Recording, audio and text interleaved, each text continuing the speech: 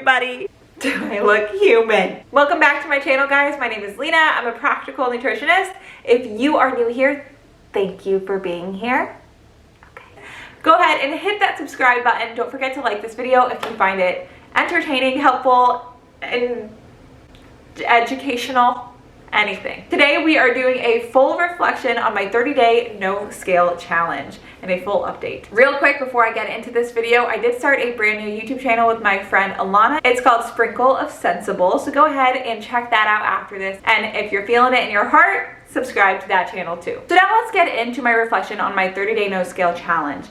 If you have been following along, you know that my 30-day no scale challenge extended into 60-day no scale challenge. After the first 30 days, I kind of liked it. I liked my mental clarity and I wanted to do another 30. I started my 30-day no scale challenge because, and you can watch more on this on my 2 videos that I've already done, but I started it because I was body checking a lot. I was feeling anxious in my body. I was feeling anxious to step on the scale, and I was kind of letting the scale dictate my food decisions, which is very unlike me. I've stepped on the scale my entire life. I've used the scale my entire life. It's a really normal, neutral element in my life, and it always has been. Typically trying not to let it dictate my food decisions. I know that that's bad practice, but I use it as a tool to understand what my body is doing, how it's responding, and to keep me honest, truly. It was just like constant thinking about weight loss, constant thinking about food, constant thinking about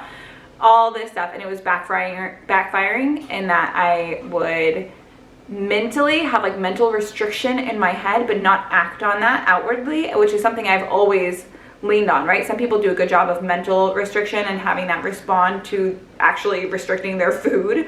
For me, it's never been that way where I have mental restriction, but it causes me to just overeat, and I've always been like that. So this was just resurfacing some of those old habits and old behaviors. Anyways, I decided to dial in. I decided to do something about it. I decided to take a break from the scale. At first, this was great. I really enjoyed it. I had more mental clarity. It wasn't all rainbows and butterflies. It was hard to some extent. I did struggle to some extent to watch my body change and not exactly know what was happening. At first, I do feel like it was changing for the better in a way that like I felt comfortable in it, and it didn't feel as though it was as inflamed. And obviously there wasn't any there was much less restriction mentally. However, I do think the reason that I enjoyed my time off the scale so much is because I was actually focusing more on not body checking. I was not mentally restricting, therefore not in practice actually overeating in reality, I should say. So there was a couple things that I enjoyed about it. Here's what I didn't like about it.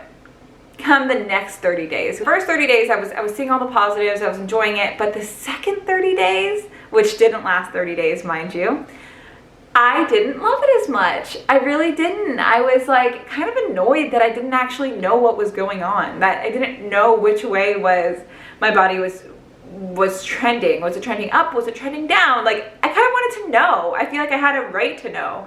The fact that I was now restricting, you could use that as a word, myself from the scale and from that knowledge was like off-putting. I was like, come on, where's the practical balance? This is a little extreme, Lena. It's not a big deal to step on the scale and to dial in. You should be able to do that and be a human being and be fine, right? So there was one night specifically that I came home and I was like, oh, I just felt gross. Like I ate to a point that made me feel gross. And I was like, you know, if I'm going to reflect back on the last few weeks, I do feel like I could be trending up slightly.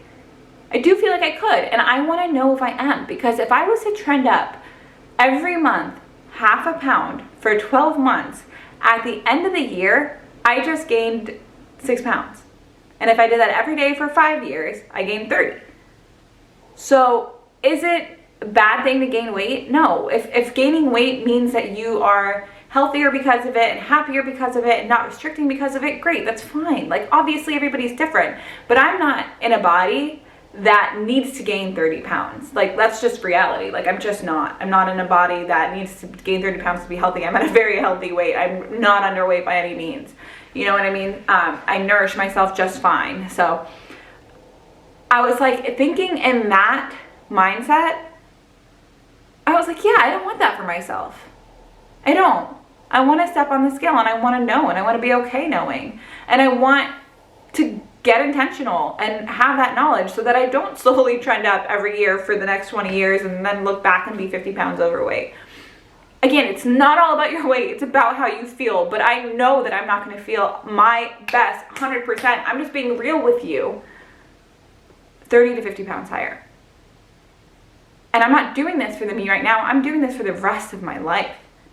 So it matters to me if I'm slightly trending up by half a pound every month for the rest of my life. That matters to me. That being said, I stepped on the scale 2 weeks into my second 30 days at night after a bigger day of eating. Not the best moment, definitely, but you can see that I was very frustrated.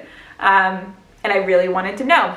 So I did, and while I didn't like the number that I saw, let's be real, it was at least 4 pounds higher than it was when I went on my 30-day no scale challenge. And I'm sure a lot of that was just a result. I could easily be 4 pounds higher at the end of the night as a result of anything, right, on any given day. But it felt so uncomfortable. Like, I'm just gonna be honest. Like, I didn't feel, and probably that whole week, I felt like I had more belly fat than I normally have, and more like, I felt heavier in my knees than I like to feel, and like whatever. So I do think it was a real 3 to 5 pounds. Maybe it was more closer to 3 to 4 in the last month and a half, or in that month and a half. So anyways, I stepped on the scale that night, called my friend and was like, hey, I'm gonna step on the scale for the first time in a long time, and I just need someone on the phone while I'm doing this because I can't do it myself. Because if I do, I'm gonna blow my top. So I put the phone on speaker, stepped onto the scale, and I didn't like the number I saw. And I said, you know what? That's okay. At least now I know. At least now I know. At least now I can get intentional. At least now I can stop making excuses that like, oh yeah, it's okay. Like the second cookie, like you're fine. You're going to just like maintain your weight fine. Like, no, I'm not. No, I'm not. I'm not just going to magically maintain my weight, you know, because I'm not stepping on the scale. That's not magic. That's not how that works, you know? That's not how it works. I got intentional. I've stepped on it probably on average, 4 times a week, every week since then. My weight has come back down to its normal range. I didn't have to do it with like a weight loss thing in mind. It's just intention. It's just knowledge. It's just data. I mean, it just helped me dial back in. And I am in a much better mental headspace than I was in then. My stress has come down for different reasons. My anxiety has come down for different reasons. My body checking has come down. I think that no scale challenge really helped me dial in on body checking. So that's happening much less. I'm dressing in a way that flatters my body. So even if I do have a not so great body image day, at least I know how to dress my body and how to feel good in my clothes that day. I think that there is a practical balance. I think the scale is fine if you are in a mentally good headspace. If you are not stressed, anxious, in the worst body image you've ever had in your life. If you are not constantly body checking, the scale's fine. It's just a form of data. As long as it's not controlling you, it's fine. As long as it's having a net positive and not a net negative, the scale's fine. The scale becomes an issue when you make it one. Now reflecting back, I don't think the scale was the problem. Now reflecting back, I think mentally, and I don't like to admit this to myself, mentally, I was the problem. I wasn't in a good headspace.